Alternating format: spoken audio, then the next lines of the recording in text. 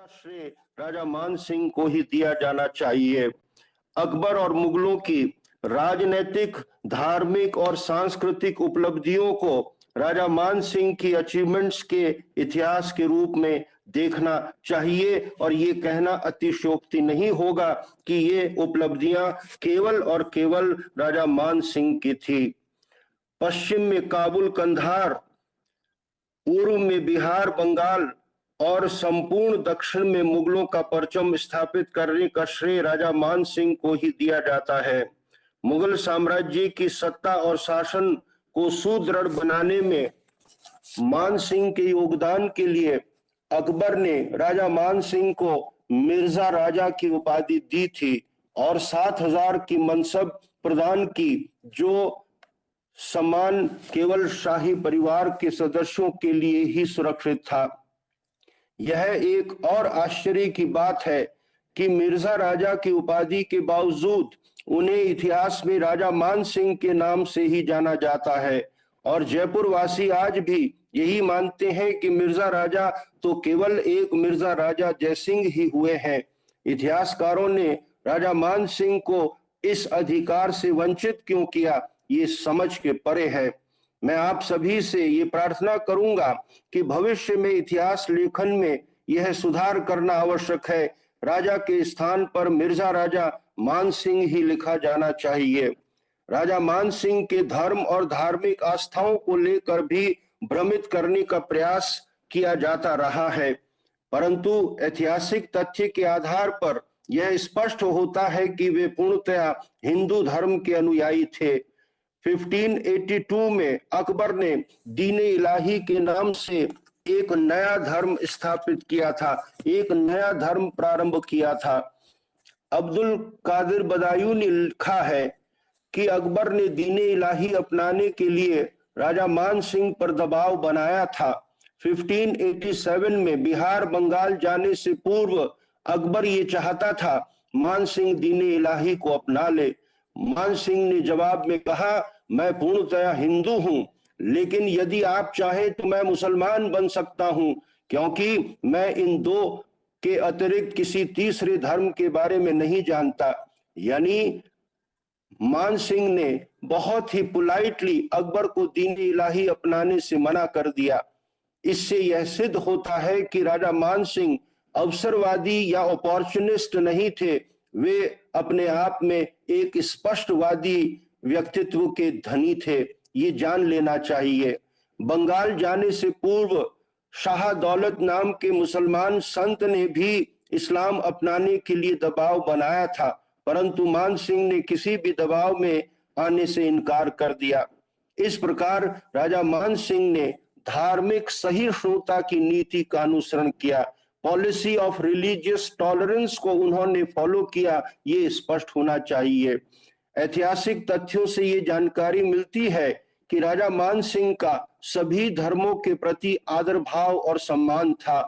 भारतीय इतिहास में स्थापत्य कला, विशेषतः मंदिर स्थापत्य, टेम्पल आर्किटेक्चर के क्षेत्र में उन्होंने नए आयाम स्थापित किए। बिहार में बैकुंठपुर नामक स्थान में इन्होंने एक शिव मंदिर स्थापित किया। इसे गौरी शंकर महादेव का मंदिर कहा जाता है। इसके अतिरिक्त उन्होंने गणेश, विष्णु, मातृ देवी की मूर्तियां भी स्थापित की। एक महादेव यानी शिव मंदिर की स्थापना इन्होंने गया के पास मानपुर नामक स्थान पर भी स्थापित किया था।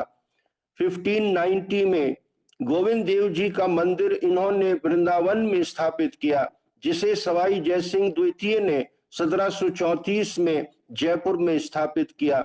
सबसे प्रमुख मंदिर जो आज आमेर और जयपुर वासियों के लिए आस्था का प्रतीक है, शिला देवी का मंदिर आमेर है। शिला देवी की मूर्ति बंगाल में जैसौर में राजा केदार से प्राप्त हुई थी। इसी मंदिर में एक खड़े गणेश जी की भी मूर्ति है जो देखने योग्य है। मंदिर के सोर्सेज ये बताते हैं कि उसी समय ये एक कहावत प्रचलित राजस्थान में हुई या कहें जयपुर और आमेर में हुई, सांगानेर को सांगो बाबो, जयपुर को हनुमान, आमेर की शिला देवी लायो राजा मान। मंदिरों की श्रृंखला में ऐसे कई और मंदिर हैं जो मान सिंह के श्रेय में जाते हैं। जगत शिरोमणि का मंदिर मान सिंह की रानी के द्वारा जगत सिंह की याद में बनवाया गया। 1872-73 के आर्कियोलॉजिकल सर्वे ऑफ इंडिया के एक सर्वे के अनुसार ये कहा गया है कि राजा मान सिंह ने बिहार और बंगाल में कई नए मंदिर बनवाए और उसके साथ साथ कई मंदिरों की उन्होंने रिपेयर या मरम्मत करवाने का काम भी किया। उन्होंने गंगा घाट के पास वाराणसी में मान मंदिर नामक एक मंदिर स्थापित किया। मंदिरों की लिस्ट बहुत लंबी है, लेकिन यहाँ कुछ एक के नाम देकर मैं उनका ये टेम्पल आर्किटेक्चर के लिए योगदान का उल्लेख कर रहा हूँ। उन्होंने महलों और किलों का भी निर्माण करवाया। आमेर पैलेस इसका सबसे महत्वपूर्ण उदाहरण है। दीवाने आम आमेर में उन्हीं के द्वारा बनवाया गया और ये स्थापत्य कला की दृष्टि से मुगल शैली न होकर ट्रेडिशनल राजपूत स्टाइल में बना है, ये बात महत्वपूर्ण है। 1595 में इन्होंने अकबर नगर नामक एक नगर स्थापित किया जो आज राजमहल के नाम से जाना जाता है, जो सांथल परगना बिहार में है। इसके अतिरिक्त इन्होंने मानपुर नामक एक नगर स्थापित किया जो गया के पास है। इसका रेफरेंस वंशावलियों में मिलता है। इसी तरह से रोहतास के किले में इन्होंने एक्सटेंशन का काम करवाया, उसमें बहुत सारे रिपेयर्स का भी काम इनके द्वारा किया गया। ये लंबी लिस्ट है, इसका वर्णन करना यहाँ कठिन होगा।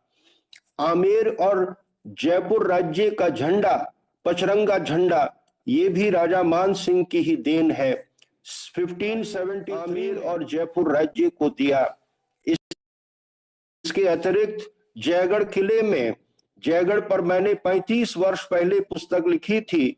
इस जयगढ़ किले में कैनन फाउंड्री यानी कैनन्स बनाने की जो टेक्निक है वो उन्होंने हासिल की और यहाँ पर कैनन्स बनाने का, तोपें बनाने का कारखाना स्थापित हुआ। इसके अतिरिक्त राजा मान सिंह ने साहित्य को संरक्षण दिया, लिटरेचर को पेट्रनाइज किया, जिसमें विशेषतः भाषा की दृष्टि से हिंदुस्तानी, पर्शियन यानी फारसी और संस्कृत भाषाओं को संरक्षण दिया। इसमें उदाहरण के लिए आमेर में पिलर इंस्क्रिप्शन है, संस्कृत का इंस्क्रिप्शन रोहतास में, गोविंद देव जी के मंदिर वृंदावन में संस्कृत के लेख हैं, जो उदाहरण के लिए यहाँ नाम लिए जा सकते हैं। उन्होंने जो फरमान जारी किए वो 2 भाषाओं में यानी बाइलिंगुअल में किए, जिसमें पर्शियन और हिंदुस्तानी भाषा का प्रयोग किया।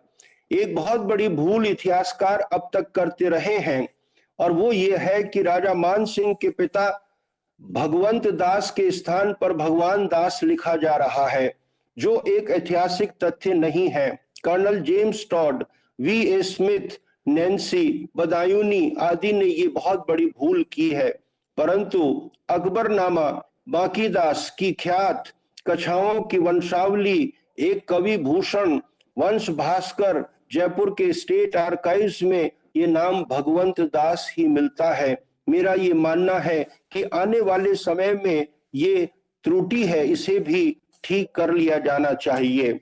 समय की बाधा है, इसलिए मैं ये सोचता हूं कि मैं अपनी अंतिम बात ये कहकर यहाँ समाप्त करूंगा। अंत में मैं यही कहूंगा कि आमेर के राजा मान सिंह के इतिहास का पुनर्लेखन आवश्यक है। उनके व्यक्तित्व और उपलब्धियों पर नए सिरे से व्याख्या करना आवश्यक है, ताकि उन्हें भारत के इतिहास में और राजस्थान के इतिहास में वो सम्मान मिल सके जिसके वो हकदार थे। बहुत बहुत धन्यवाद। जय हिंद, जय भारत। थैंक यू प्रोफेसर साहब, थैंक यू।